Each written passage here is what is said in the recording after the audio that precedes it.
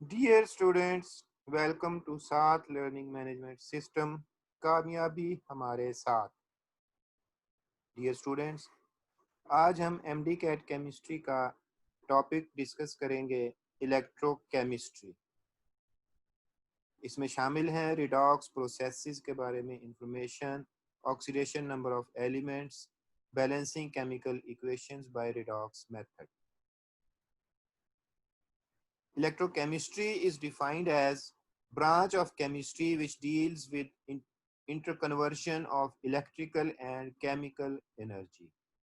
Dear students, electrochemical cells वो instruments हैं जिसमें electrochemical reactions होते हैं और electrical energy chemical energy में convert होती है या chemical energy electrical energy में convert होती है। दो टाइप्स हैं इलेक्ट्रोकेमिकल सेल्स की। इलेक्ट्रोलिटिक सेल, जिसमें electrical energy is change into chemical energy. Electrical energy pass करते हैं जिससे केमिकल रिएक्शन होता है। दूसरा है वोल्टेइक सेल और गैल्वानिक सेल। इसमें chemical energy is change into electrical energy. हम ये कह सकते हैं कि केमिकल एनर्जी इलेक्ट्रिकल एनर्जी में कन्वर्ट होती है। एक स्पॉन्टेनियस केमिकल रिएक्शन के होने से इलेक्ट्रिक करंट प्रोड्यूस होता है। तो डियर स्टूडेंट्स, इलेक्ट्रोकेमिकल सेल्स की दो types, electrolytic cell and voltaic या गैल्वानिक सेल। इलेक्ट्रोलिटिक सेल में इलेक्ट्रिकल एनर्जी केमिकल एनर्जी में कन्वर्ट होती है और वोल्टेइक सेल में केमिकल एनर्जी इलेक्ट्रिकल एनर्जी में कन्वर्ट होती है। इलेक्ट्रोकेमिस्ट्री का नेक्स्ट टॉपिक है electrolysis. Electrolysis is the reaction which takes place at the expense of electricity. इसका मतलब है कि जब हम इलेक्ट्रिसिटी पास करते हैं तो उससे कोई केमिकल रिएक्शन होता है। Electrochemical reactions are of two types: oxidation reactions and reduction reactions. In oxidation, there is a loss of electron, increase of positive charge, addition of oxygen, removal of hydrogen, and increase in oxidation number of the element. Oxidation में या तो atom electron lose कर देता है, जैसे sodium electron lose करता है, sodium ion बन जाता है, या फिर पॉजिटिव चार्ज बढ़ जाता है, पहले से पॉजिटिव चार्ज है, जैसे मैग्नीशियम है, उसने एक इलेक्ट्रॉन लूज किया, उस पर पॉजिटिव चार्ज आ गया, दूसरा इलेक्ट्रॉन लूज करेगा तो 2 पॉजिटिव चार्ज आ जाएगा। या फिर एडिशन ऑफ ऑक्सीजन है, और या फिर रिमूवल ऑफ हाइड्रोजन है, इंक्रीज इन ऑक्सीडेशन नंबर है। इसके मुकाबले में reduction is the gain of electrons. जैसा कि क्लोरीन एक इलेक्ट्रॉन गेन करता है तो क्लोराइड आयन बन जाता है। Decrease of positive charge, electron gain करने से पॉजिटिव चार्ज डिक्रीज हो सकता है। Addition of hydrogen, removal of oxygen and decrease in oxidation number. एक एमसीक्यू देख लेते हैं। In following reaction zinc is, ये रिएक्शन है जिसमें जिंक की ऑक्सीडेशन स्टेट है 2, 2 इलेक्ट्रॉन टेकअप कर रहा है और न्यूट्रल जिंक एटम में कन्वर्ट हो रहा है। तो what is going on? Oxidized, reduced, oxidation state remains same and both oxidized and reduced। क्योंकि यहाँ पर gain of electron है तो reduced। अब इसको आप दोनों उसमें देख सकते हैं, gain of electron भी है और decrease in oxidation number भी है। जैसे Zn+2 है तो वहाँ से 0 हो गया, तो ये reduction है, the zinc is reduced। Oxidizing agent, the chemical agent which oxidizes other substances। Oxidizing agent जब दूसरे सब्सटेंस को ऑक्सीडाइज करता है तो वो खुद रिड्यूस हो जाता है, इट सेल्फ इज रिड्यूस्ड, और उसका ऑक्सीडेशन स्टेट बट दूसरे सब्सटेंसेस का ऑक्सीडेशन स्टेट बढ़ाता है. It increases the oxidation state of other substances. Oxidize कर देता है ना, उनसे इलेक्ट्रॉन टेक अप कर लेता है. Itself own oxidation number is reduced. Gain electron. Positive ion in their higher oxidation state are mostly oxidizing agents. Positive ions जब higher oxidation state में हो तो वो ऑक्सीडाइजिंग एजेंट्स होते हैं, जैसे मैंगनीज +7 है. Most of the non metals are oxidizing agents. Reducing agents, the chemical agent which reduces other substances, itself oxidize. Reducing agent दूसरे substance को reduce कर देगा और खुद oxidize हो जाएगा. Decreases oxidation state of other substances, दूसरे substances की oxidation state को कम कर देगा क्योंकि ये इलेक्ट्रॉन देता है. Itself own oxidation number is increased. Can lose electrons, electrons दे सकता है. Positive ion in their lower oxidation state, जैसे मैंगानीज है +2 स्टेट में, तो positive ions in their lower oxidation state are reducing agents क्योंकि वो इलेक्ट्रॉन दे देते हैं. All metals are reducing agents. तमाम मेटल्स जो हैं वो रिड्यूसिंग एजेंट्स हैं. एक एमसीक्यू देख लेते हैं. Following is oxidizing agent: fluorine, zinc, sodium, aluminium. जो स्टूडेंट्स हिंट ये है कि 3 ऑप्शंस मेटल्स हैं और एक ऑप्शन जो है वो नॉन मेटल है. तो मेटल्स क्योंकि इलेक्ट्रॉन देने की टेंडेंसी रखती हैं, इलेक्ट्रॉन लूज करने की टेंडेंसी रखती हैं, तो इसलिए वो रिड्यूसिंग एजेंट्स हैं. फ्लोरीन ऑक्सीडाइजिंग एजेंट है, तो answer is fluorine. Oxidation state: apparent charge on an atom of an element in a compound. एक कंपाउंड में किसी एलिमेंट के एक एटम पर जो अपेरेंट चार्ज होता है उसको हम ऑक्सीडेशन स्टेट या ऑक्सीडेशन नंबर कहते हैं. याद रखिए, all the element in free state have zero oxidation state. Cl2, Fl2, H2, तमाम मेटल्स, कार्बन फ्री स्टेट में अगर उन्होंने बॉन्ड नहीं बनाया हुआ, कार्बन जैसे डायमंड में होती है, ग्रेफाइट में होती है, मेटल है, ऑक्सीजन गैस है, in free state all elements have zero oxidation state. Fluorine always -1. Fluorine ने जब भी बॉन्ड बनाया हुआ हो तो उसकी ऑक्सीडेशन स्टेट हमेशा -1 होती है.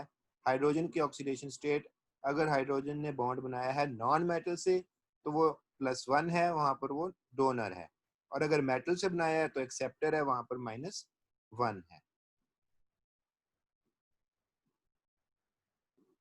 Oxidation state of oxygen different compounds में डिफरेंट होती है. जैसा कि नॉर्मल ऑक्साइड्स में -2 होती है, जैसे NO है, नॉर्मल ऑक्साइड है, उसमें -2 है ऑक्सीजन. -1 होती है पर ऑक्साइड्स में. सुपर ऑक्साइड्स में -1/2 होती है.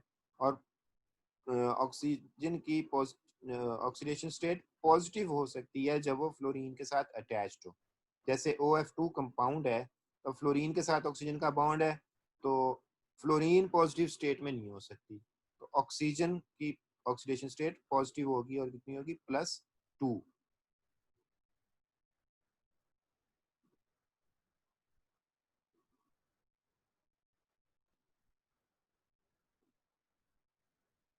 डियर स्टूडेंट्स, एक बहुत इंपॉर्टेंट एस्पेक्ट है आपकी प्रिपरेशन का, ऑक्सीडेशन स्टेट कैलकुलेशन. कि ऑक्सीडेशन स्टेट कैलकुलेट कैसे की जाती है, आइए देखते हैं. Sum of oxidation states of all atoms in a neutral molecule is 0. जो स्टूडेंट्स एक न्यूट्रल मॉलिक्यूल जैसे कि MnO4 है, K2SO4 है, MnO2 है, NO है, कोई भी न्यूट्रल मॉलिक्यूल है जिस पर चार्ज नहीं है, तो उसमें तमाम एटम्स की ऑक्सीडेशन स्टेट्स का सम, अल्जेब्रिक सम 0 होता है. जैसे एक oxidation state of sulphur in K2SO4, तो सम क्योंकि 0 होता है, 0 is equal to 2 into +1. Potassium की ऑक्सीडेशन स्टेट +1 होती है, एक इलेक्ट्रॉन लूज कर सकता है, 2 एटम है तो 2 इंटू +1 हो गया. +S सल्फर की ऑक्सीडेशन स्टेट होगी, +4 इंटू -2. ऑक्सीजन के 4 एटम्स हैं, एक ऑक्सीजन एटम की ऑक्सीडेशन स्टेट -2 है, तो 4 इंटू -2 हो गया, 4 इंटू -2 -8 हो गया, 2 इंटू +1 +2 हो गया। तो इसको रीअरेंज कर लें, जो नंबर्स हैं उनको एक साइड पर कर लें और जो रिक्वायर्ड है उसको एक साइड पर कर लें। तो oxidation state of sulphur is equal to 0 minus +2 minus 8। जब ये आपस में अलजेब्रिक सम करेंगे तो क्या हो जाएगा, oxidation state is equal to +6। तो सल्फर की ऑक्सीडेशन स्टेट K2SO4 में +6 है।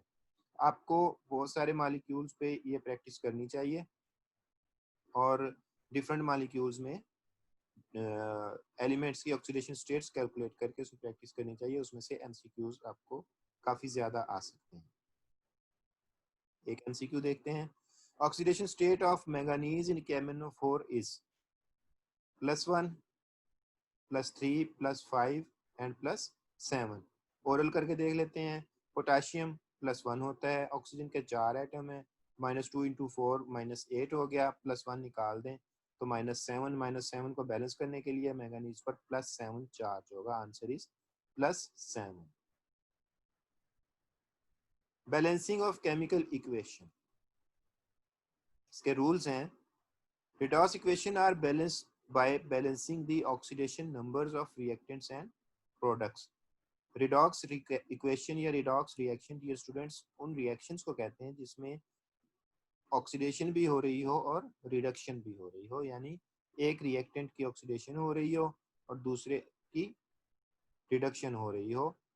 ये सेम एलिमेंट के एटम भी हो सकते हैं, जैसे कि हम एग्जांपल देखेंगे तो ऑक्सीडेशन और रिडक्शन रिएक्शन साइमल्टेनियसली हो रहे होते हैं।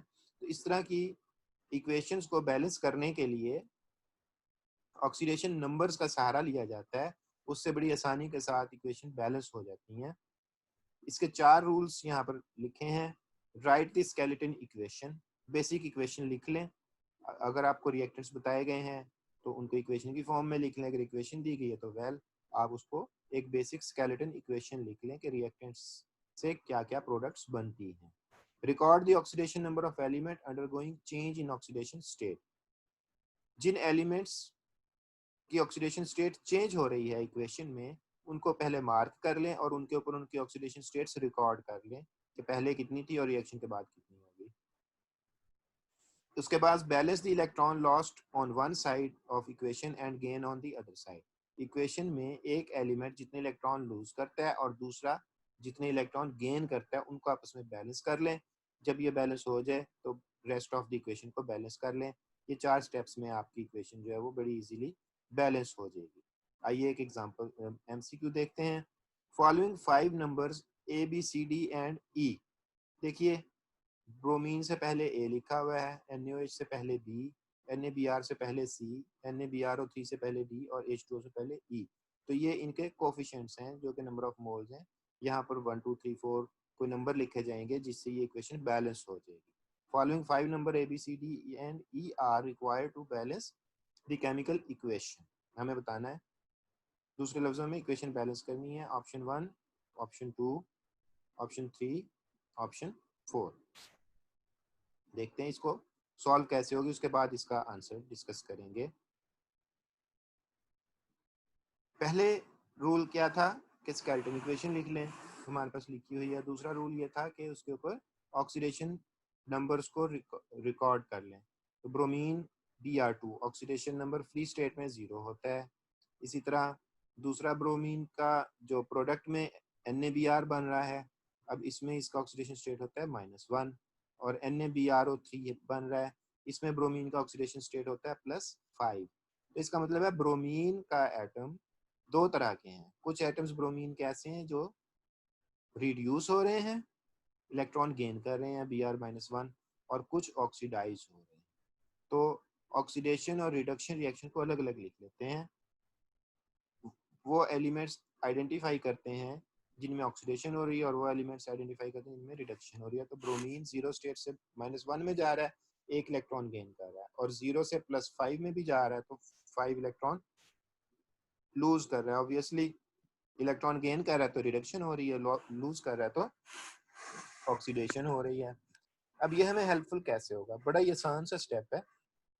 इनको क्रॉस मल्टीप्लाई कर दें।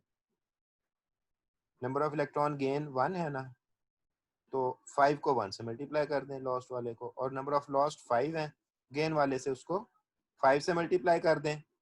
तो अब जिससे मल्टीप्लाई किया है ब्रोमीन से पहले उतना ही लिख दें। जैसे total number of gain electron को 5 से मल्टीप्लाई किया है, तो रिडक्शन वाले ब्रोमीन के साथ 5 लिख दें। दूसरे को नंबर इलेक्ट्रॉन लॉस को 1 से मल्टीप्लाई किया है, तो ऑक्सीडेशन वाले ब्रोमीन के साथ 1 लिख दें। अब क्या हुआ, 5 + 1 टोटल 6 एटम्स हुए, यानी कि 5 ब्रोमाइड एटम्स, आप कह लें एक ब्रोमीन एटम ने 5 इलेक्ट्रॉन लूज किए, और एक ब्रोमीन एटम ने या 5 ब्रोमाइड एटम ने हर ने एक एक करके 5 इलेक्ट्रॉन गेन कर लिए। तो टोटल कितने एटम है, 6। एक वो एटम है ब्रोमीन का जो इलेक्ट्रॉन लूज कर रहा है, और 5 वो एटम है जो इलेक्ट्रॉन गेन कर रहे हैं। तो टोटल ब्रोमीन के एटम हो गए 5 + 1। पहले ब्रोमीन को कर लीजिए, तो क्योंकि Br2 है 6 एटम्स हैं तो 3 लिख लीजिए। ये हीट एंड ट्रायल होता है, 3Br2, 6 एटम पूरे हो गए। दूसरी तरफ एक जो 5 गेन कर रहे थे और एक जो लूज कर रहा था। तो इस तरह दोनों साइड्स पे, लेफ्ट हैंड साइड पे और राइट हैंड साइड पे ब्रोमीन के एटम्स को आपने बैलेंस कर लिया। मैं एक बार फिर आपको रिपीट कर देता हूँ। आपके पास एक एटम 5 इलेक्ट्रॉन लूज कर रहा है और 5 एटम इलेक्ट्रॉन गेन कर रहे हैं। टोटल आपके पास 6 एटम्स हैं। उसको Br2 की फॉर्म में लिखने के लिए 6 एटम्स को 3 मॉलिक्यूल हो जाएंगे, 3Br2। और दूसरी साइड पे 5 ब्रोमीन के एटम गेन करने वाले और एक लूज करने वाला। तो इस तरह से ये 3 कोफिशिएंट्स आप साथ लिख लें, 3, 5 NaBr, 1 NaBrO3। अब बाकी इक्वेशन को आप बैलेंस कर लें इसकी मदद से। देखिए लेफ्ट हैंड साइड पे सोडियम के कितने हैं, 5 और 1 6। तो राइट हैंड साइड पे भी 6 होने चाहिए, तो NaOH से पहले 6 लिख लेंगे, तो 6 NaOH हो गया। अब टोटल आपके पास हाइड्रोजन कितने हैं, 6। तो दूसरी साइड पे हाइड्रोजन से पहले 3 लिख लीजिए। तो इस तरह बड़ी आसानी से आपकी इक्वेशन बैलेंस हो गई। तो अब ये हमारे पास नंबर आ गए, ब्रोमीन से पहले 3 है, NaOH से पहले 6 है, NaBr से पहले 5 है, NaBrO3 से पहले 1 है, और H2O से पहले 3 है। तो 3, 6, 5, 1, 3 इसका आंसर हो गया। अच्छा, वैसे एक थोड़ा सा शॉर्टकट आपको बता दूं कि आप इसको शॉर्टकट में कैसे, ये तो एक सही तरीका हो गया ना। शॉर्टकट में आप इतना लंबा काम करने की बजाय आप क्या कर सकते हैं, आप ये देखिए कि लेफ्ट हैंड साइड पे और राइट हैंड साइड पे ब्रोमीन के एटम्स की तादाद बराबर होनी चाहिए। लेफ्ट हैंड साइड पे ब्रोमीन से पहले कोफिशिएंट है ए, और राइट साइड पे दो जगह पे है सी और डी। इसका मतलब है सी और डी को ऐड करके ए आना चाहिए। पहली ऑप्शन में देखें 16511 है ना, तो सी और डी 5 + 1, इसका मतलब ये ऑप्शन गई। ए 1 है, 5 + 1 का सम होना चाहिए था। ऑप्शन बी को देखें 5 + 1 6, और ए क्या है 3, तो ये भी ऑप्शन नहीं हो सकती। थर्ड ऑप्शन को देखें चार्ली को, 5 + 1 3, और लास्ट वाली को देखें तो 5 + 1 1। तो इसमें से इसको 6 को हमें डिवाइड भी करना है 2 पे, क्योंकि Br2 है ना, इसको हमें 2 पे डिवाइड भी करना है। तो हमारे पास दो ऑप्शंस में कंपटीशन आ गया, 36512 और 36513 में। यहाँ से आप उसको क्रॉस चेक भी कर सकते हैं। तो इजीली आप डायरेक्टली देख सकते हैं इस तरह की ऑप्शन में कि कौन सी ऑप्शन बैलेंस्ड केमिकल इक्वेशन होगी।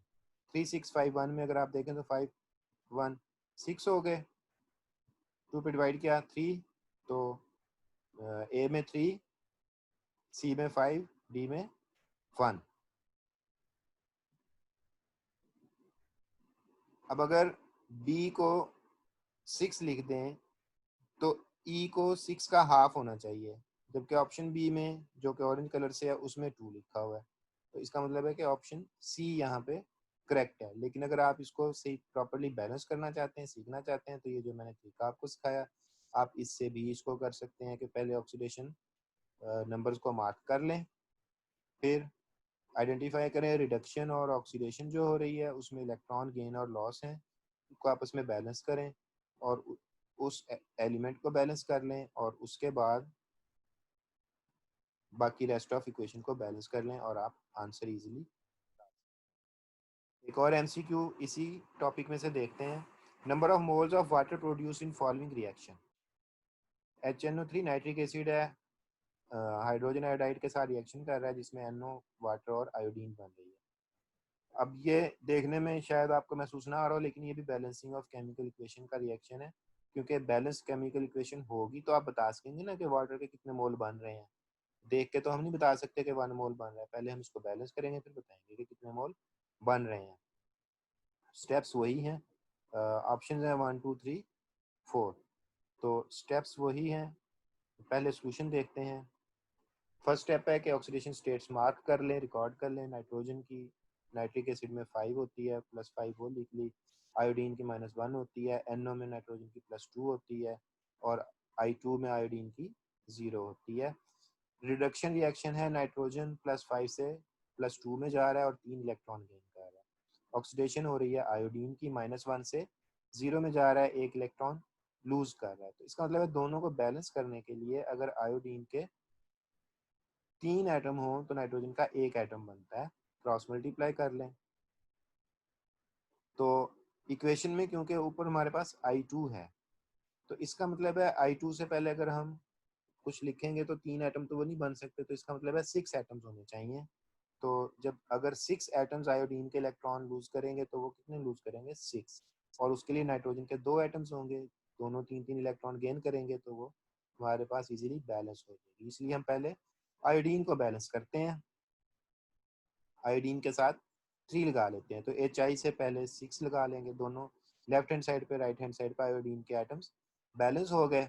अब हम रेस्ट ऑफ दी जो है वो उसको देख लेते हैं कि 6 आयोडीन एटम्स अगर इलेक्ट्रॉन लूज करेंगे तो वहां पर नाइट्रोजन का 1 एटम 3 इलेक्ट्रॉन गेन करेगा, तो नाइट्रोजन के 2 एटम होने चाहिए, इसलिए HNO3 से पहले 2 लगा लेते हैं।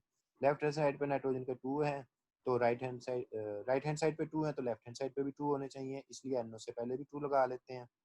और अब बाकी जो हमारे पास सिर्फ वाटर रह गया है, तो ऑक्सीजन के total left right hand side पे 6 हैं, HNO3 में 6 मालिक्यूल हैं, तो और 2 NO में चले गए, बाकी बचे 4, तो इसका मतलब है वाटर के 4 मालिक्यूल बने, तो आंसर हमारा हुआ 4। Dear students, thank you very much.